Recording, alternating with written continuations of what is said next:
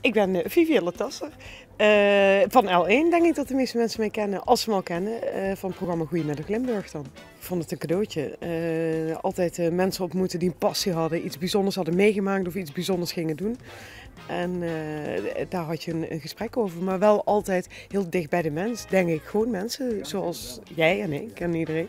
Als je nou niet bij L1 bent, hè, wat doe je dan? Dan ben ik vooral mama. Ja, dat is zo. Ja, ik denk dat dat nog mijn allermooiste job is. En misschien ook wel de grootste uitdaging in het leven. Ja, nou, je het eigenlijk vraagt, heb ik eigenlijk helemaal geen tijd meer voor hobby's. Dat is eigenlijk al een eye-opener. Ja, nee, ja, ik lees heel graag en ik ben heel graag bij de kinderen en ik wandel graag. En ik ga heel graag naar theater, met de kindjes of zonder kindjes. Met mijn man vind ik ook heel leuk. En waarom ben je presentator geworden?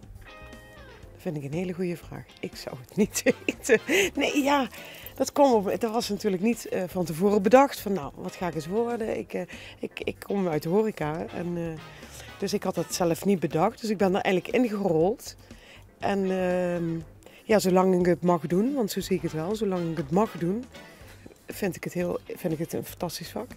Wat wordt jouw stempel op het programma?